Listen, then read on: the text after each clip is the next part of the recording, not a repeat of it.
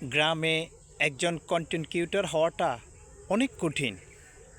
কারণ আমরা যারা এত কষ্ট করে ভিডিওগুলো তৈরি করার পর যখন ফেসবুকে আপলোড দিই, তখন গ্রামে অনেক কথা আমাদেরকে শুনতে হয়, অনেক কথার সম্মুখীন আমরা হতে হয়। গ্রামে কেউ আসলে এটাকে ভালো চোখে দেখে না। খুব কষ্ট করে কিন্তু আমরা ভিডিওগুলো তৈরি করি, অনেক কথা আমাদেরকে শুনতে হয় গ্রামে তো। কারণ গ্রামের মানুষ বুঝেন তো কেমন। তো এত কষ্ট করে আমরা ভিডিওগুলো তৈরি করার পরেও যতটা আশা নিয়ে আমরা ভিডিওগুলো আপনাদেরকে দেখানোর চেষ্টা করি, আসলে ভিডিওগুলো ছাড়ার পর অতটা সাফল্য আমরা পাই না।